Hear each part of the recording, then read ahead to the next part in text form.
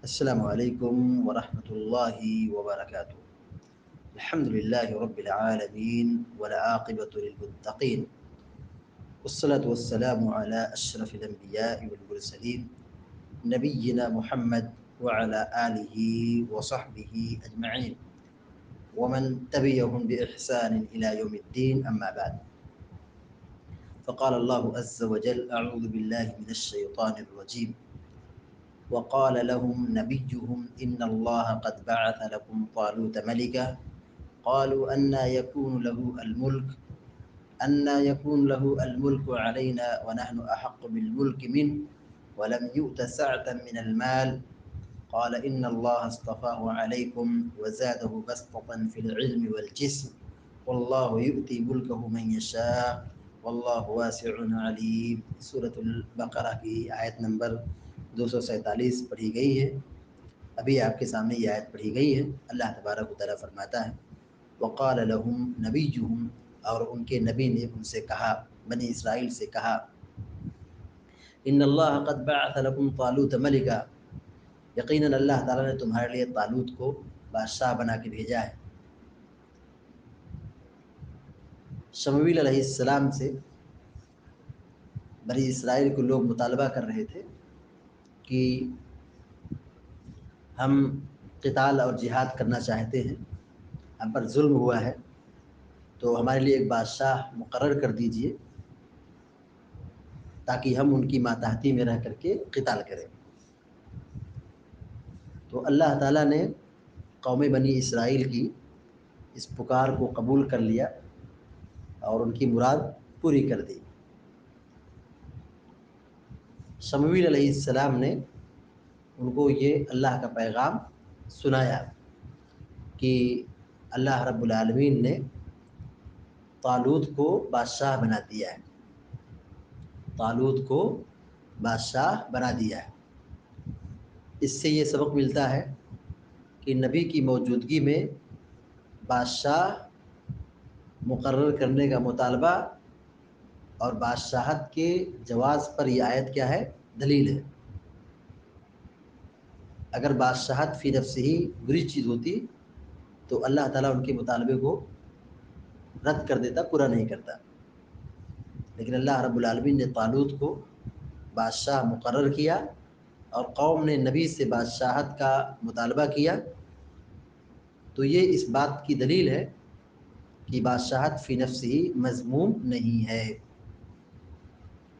بادشاہ اگر غلط کام کرے تو اس کا غلط کام غلط ہے، نہ کہ فی نفس ہی بادشاہت، حکومت غلط ہے.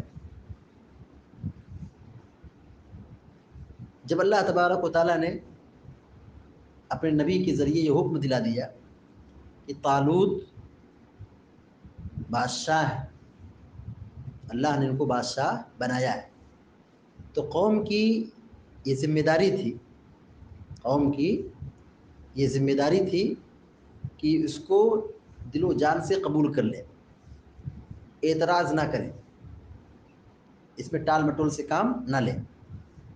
نبی کا حکم آ گیا، اللہ کا پیغام آ گیا، تو ذمہ داری یہ ہے کہ بسر و چشم اس کو قبول کر لیں، بلا چوں چرا اس کو مان لیں. اس میں کیڑے نکالنا، اس میں اعتراض کرنا، نہ ماننا، یہ بہت ہی خطرناک معاملہ ہے. تو بہرحال بنی اسرائیل نے اعتراض کر لیا. قالوا انا یکون له الملک علینا ونحن احق بالملک منه ولم یؤت سعة من المال. تو قوم کے لوگوں نے کیا کہا؟ کیسے ان کو اللہ نے بادشاہ بنا دیا؟ انا یکون له الملک علینا، کیسے وہ ہم پر حکومت کریں گے، کیسے وہ ہم پر بادشاہ بن گئے؟ وَنَحْنُ أَحَقُّ بِالْمُلْكِ مِنْ، اور ہم اس سے زیادہ مستحق ہیں کہ ہم بادشاہت کریں، ہم بادشاہ بن جائیں. یعنی اللہ کی تقسیم پر ان لوگوں نے اعتراض کر دیا. اللہ نے حکم دیا کہ طالوت بادشاہ ہے، نبی نے حکم دیا، اللہ کا پیغام پڑھ کے سنایا کہ طالوت کو بادشاہ بنا دیا گیا ہے.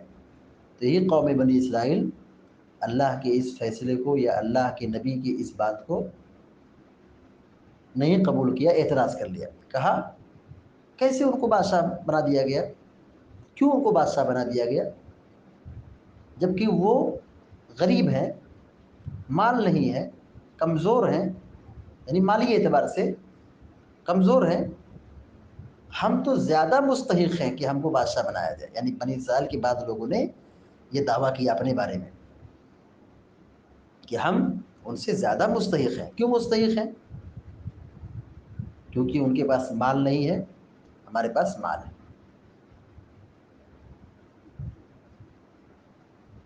کیونکہ وہ مالی اعتبار سے کمزور تھے. طالوت جو بادشاہ منتخب کیے گئے تھے شمویل علیہ السلام کے زمانے میں، وہ مال کے اعتبار سے کمزور تھے، اور اسی کمزوری کا قوم نے یہ مفہوم نکالا کہ جس کے پاس مال ہو وہ کیوں ہماری حکومت کرے، جس کے پاس مال نہیں ہے وہ کیوں قیادت کرے، جو غریب ہے وہ کیا قیادت کرے گا، ہم مالدار ہیں، ہم کو بننا چاہیے، ہم کو کیوں نہیں بنایا گیا؟ تو ان کا اس طرح اعتراض کرنا یہ فاسد ہے، یہ کیا ہے؟ بیکار ہے، باطل ہے. کیونکہ یہ اللہ تبارک و تعالیٰ کا فرمان تھا کہ اللہ نے اس کو منتخب کیا ہے، اللہ نے اس کو بنایا ہے. وَلَمْ يُؤْتَ السَّعَةَ مِنَ الْمَالِ، گرچہ ان کے پاس فی الحال مال نہیں ہے، لیکن یہ اللہ کی تقسیم ہے، کسی کو مال ملتا ہے کسی کو مال نہیں ملتا ہے. لیکن یہ اعتراض کرنا کہ وہ غریب ہیں تو ان کو یہ عہدہ نہیں ملنا چاہیے، یہ بات باطل اور بے بنیاد ہے. قال ان اللہ اصطفاہ علیکم وزادہ بسطۃ فی العلم والجسم. تو نبی نے کہا، شمویل علیہ السلام نے ان کے اعتراض کا جواب دیا کہ وہ اعتراض یہ کرتے تھے کہ کیوں ان کو بادشاہ بنایا گیا، کہ یہ ہمارے نسب سے نہیں ہے، ہمارے خاندان سے نہیں ہے، یہ غریب ہیں، یہ کمزور ہیں، یہ عام آدمی ہیں، تو ان کو کیوں ہمارا بادشاہ بنایا گیا؟ تو کیا جواب دیا گیا؟ قال ان اللہ اصطفاہ علیکم. نبی نے کہا کہ یقیناً اللہ نے ان کو چن لیا ہے تم پر، یہ تمہارے بادشاہ ہیں، اللہ نے ان کو منتخب کر لیا ہے. اور منتخب کرنے کے ساتھ ساتھ وزادہ بسطۃ فی العلم والجسم، اور ان کے علم اور جسم میں اللہ نے اضافہ کر دیا ہے، برتری عطا کر دی ہے. وزادہ بسطۃ فی العلم والجسم، علم میں اور جسم میں اللہ نے ان کے اندر اضافہ کر دیا.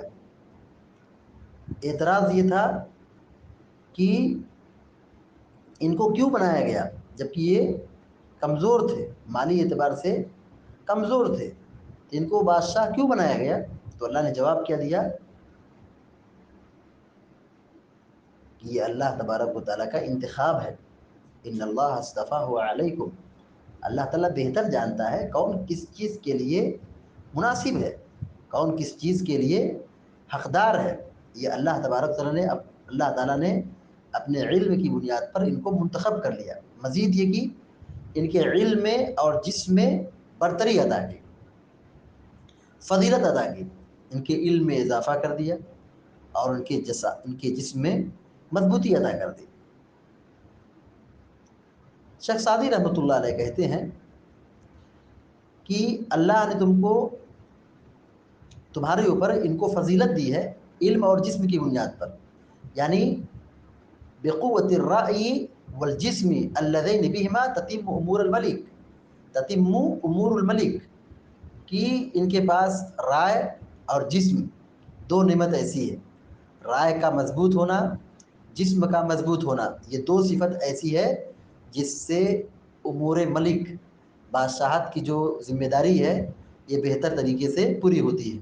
یا بادشاہ کیا ہو، رائے اس کی درست ہو، عقل مند ہو، اور جسم مضبوط ہو، طاقتور ہو، تو وہ چیز کو نافذ کرتا ہے، وہ چیز کو کیا کرتا ہے؟ نافذ کرتا ہے، تو وہ کمال تک پہنچتا ہے. لیکن اگر دونوں چیزیں یا ایک چیز اس میں سے کم ہو جائے، یعنی کسی کے پاس عقل ہو لیکن جسم کمزور ہو، یا جسم مضبوط ہو لیکن عقل درست نہ ہو، تو دونوں میں سے اگر ایک خلل پایا گیا تو نظام درہم برہم ہو جائے گا، بادشاہت کیا ہوگی، بادشاہت کا نظام بہتر طریقے سے انجام نہیں پا سکتا ہے، معاملہ کیا ہوگا، ڈسٹرب ہو جائے گا، کہ وہ نافذ تو نہیں کر سکتے۔ اگر علم نہیں ہوگا تو جہالت مچائیں گے، اگر حاکم کے پاس، بادشاہ کے پاس علم نہ ہو تو جہالت کی وجہ سے خود نقصان پڑے گا اور پوری قوم کو نقصان میں ڈالے گا، اور اگر اس پر جسم کمزور ہے، جسم مضبوط نہیں ہے، تو لوگ چاروں طرف سے دبانے کی کوشش کریں گے، علم تو ہے لیکن جسم نہیں ہے تو کمزور سمجھ کر کے دبانے کی کوشش کریں گے۔ طالوت کا معاملہ کیا ہے، اللہ تبارک و تعالیٰ نے ان کو اس لیے منتخب کیا ہے کہ ان کو برتری دی ہے علم اور جسم کے اندر، عام لوگوں کے مقابلے میں یہ علم اور جسم میں کیا ہے، معزز ہے، ان کا علم بڑا ہے اور جسم بھی مضبوط ہے۔ امام قرطبی رحمۃ اللہ علیہ اس آیت کی تفسیر میں بیان کرتے ہیں کہ عبداللہ بن عباس رضی اللہ تعالی عنہما نے کہا کہ طالوت اس وقت یعنی اس زمانے میں تمام بنی اسرائیل میں سب سے زیادہ علم والے تھے۔ بنی اسرائیل کا جو خاندان چلتی تھی، جو افراد تھے، قوم تھی، ان میں سب سے زیادہ علم والے یہی طالوت تھے، اور سب سے زیادہ خوبصورت اور جسم کے اعتبار سے مضبوط، دشمنوں کو ڈرانے والے، اور جسم کے اندر مضبوطی یہ انہی کے اندر صرف پائی جاتی تھی۔ اور یہ بھی کہا گیا کہ ان کو طالوت جو کہا گیا، امام قرطبی رحمہ اللہ کہتے ہیں کہ وقیل، اور یہ بھی کہا گیا سمی طالوت لطولہ، ان کو طالوت کیوں کہا گیا، کیونکہ یہ لمبے تھے، ہائٹ والے تھے، تو جسم بھی مضبوط تھا، جسم بھی مضبوط تھا، اور شکل و صورت بھی اچھی تھی، مزید کی سونے پر سہاگا علم والے تھے۔ اسی علم کی بنیاد پر اللہ تعالیٰ نے ان کو فضیلت عطا کی اور ان کو بنی اسرائیل کا سردار بنایا، بادشاہ بنایا۔ حافظ ابن کثیر رحمہ اللہ کہتے ہیں وَزَادَهُ بَسْطَةً فِي الْعِلْمِ وَالْجِسْمِ أي وهو مع هذا أعلم منكم وأنبل وأشكل منكم وأشد قوة وصبرا في الحرب ومعرفة بها أي أتم علما وقامة منكم، ومن ها هنا ينبغي أن يكون الملك ذا علم وشكل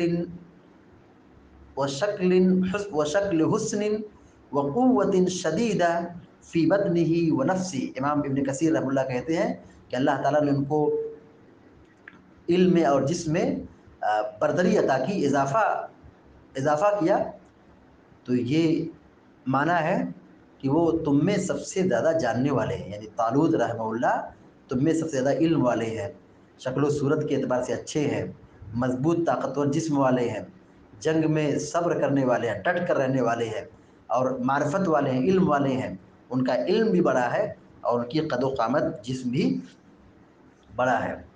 تو یہاں پر جو صفات بیان کی گئی ہے، بادشاہ کے اندر یہ ساری چیزیں ہونا ضروری ہے۔ یعنی بادشاہ کیسا ہونا چاہیے، بادشاہ علم والا ہو، اچھی شکل والا ہو، فہم و فراست والا ہو، مضبوط طاقت والا ہو، اور جسم کیا ہو، مضبوط ہو۔ یہ بادشاہ کی صفات میں سے ہے۔ تو قوم بنی اسرائیل نے یہ اعتراض کر لیا، جبکہ ان کا اعتراض بالکل بے بنیاد اور باطل تھا۔ واللہ یؤتی ملکہ من یشاء، اللہ تعالیٰ جسے چاہتا ہے اپنی بادشاہ عطا کرتا ہے۔ اللہ اکبر، اللہ اکبر، سبحان اللہ، لا الہ الا اللہ، اللہ تعالیٰ جسے چاہتا ہے اپنی بادشاہ عطا کرتا ہے۔ دیکھیے بادشاہت کی اضافت اپنی طرف ہی ہے، اپنی بادشاہ عطا کرتا ہے۔ زمین پر جو فیصلے ہوتے ہیں، زمین پر جو فیصلے ہوتے ہیں، کون حاکم ہوگا، کون محکوم ہوگا، کون کیا ہوگا، یہ سب اللہ تعالیٰ کی تقسیم ہے۔ کون جیتے گا، کون ہارے گا، کون کامیاب ہوگا، کون ناکام ہوگا، زمین پر فیصلے ہونے سے پہلے اللہ تعالیٰ کے یہاں فیصلہ ہوتا ہے، آسمانوں پر فیصلہ ہوتا ہے. واللہ یؤتی ملکہ من یشاء، اللہ جسے چاہتا ہے اپنی بادشاہت عطا کرتا ہے. بادشاہت یہ نعمت ہے، اللہ جسے چاہتا ہے اسی کو ملتی ہے، یہ نعمت اسی کو ملتی ہے. ایسا نہیں کہ کوئی آدمی اپنے فن سے جیت جاتا ہے، اپنے ووٹ سے جیت جاتا ہے. یہ تو ذرائع ہیں، یہ تو اسباب ہیں، ورنہ تو فی نفسی اس نعمت کو فراہم کرنے والی ذات اللہ رب العالمین کی ہے. تو اللہ جسے چاہتا ہے یہ نعمت عطا کرتا ہے. واللہ واسع علیم، واللہ واسع علیم، اور اللہ تعالیٰ کشادگی والا ہے اور علم والا ہے. یعنی اللہ تعالیٰ کرم کرنے والا ہے، احسان کرنے والا ہے، اور اللہ تعالیٰ علم والا ہے، علم رکھنے والا ہے، جاننے والا ہے. کوئی چیز اس پر ڈھکی چھپی نہیں ہے. اس کے پاس علم ہے، وہ معاملات کو تدبیر اور انجام تک پہنچاتا ہے، اور اس کا فیصلہ حکمت پر مبنی ہوتا ہے. اس کا جو بھی فیصلہ ہو حکمت پر مبنی ہوتا ہے. وہ جس کو دیتا ہے، جس کو نوازتا ہے، اس میں اللہ کی حکمت پنہاں ہوتی ہے. اللہ جسے چاہتا ہے نوازتا ہے، اور جسے چاہتا ہے اسے محروم کر دیتا ہے. لہذا ہماری اور آپ کی یہ ذمہ داری بنتی ہے کہ ہم اللہ کے علم کو، صفت علم کو سمجھیں، اور اللہ تعالیٰ جو دینے والا ہے، عطا کرنے والا ہے، واسع ہے. اللہ تعالیٰ کشادہ ہے، عطا کرنے والا ہے، کرم اور احسان کرنے والا ہے. تو ہم اللہ کی ان صفات سے عبرت اور نصیحت حاصل کریں. کسی کو جو نعمت ملی اس نعمت کو ہم حسد کی نگاہ سے نہ دیکھیں، بلکہ اللہ اور اس کے رسول کا جب فیصلہ آ جائے تو وہاں ہم اس کو تسلیم کر لیں. اس میں کیڑ نکالنا، کیچڑ کیڑ نکالنا، اعتراض کرنا، یہ ایک مومن کی شایان نشان نہیں ہے. مومن کا اخلاق اور کردار یہ ہو کہ اللہ اور اس کے رسول کا حکم آ گیا فوراً اس کو تسلیم کر لے. اللہ تعالیٰ سے دعا ہے کہ اللہ تعالیٰ ہم سب کو نیک عمل کی توفیق عطا فرمائے. آمین رب العالمین. وصلی اللہ علی نبینا محمد وسلم تسلیما کثیرا. والسلام علیکم ورحمۃ اللہ وبرکاتہ.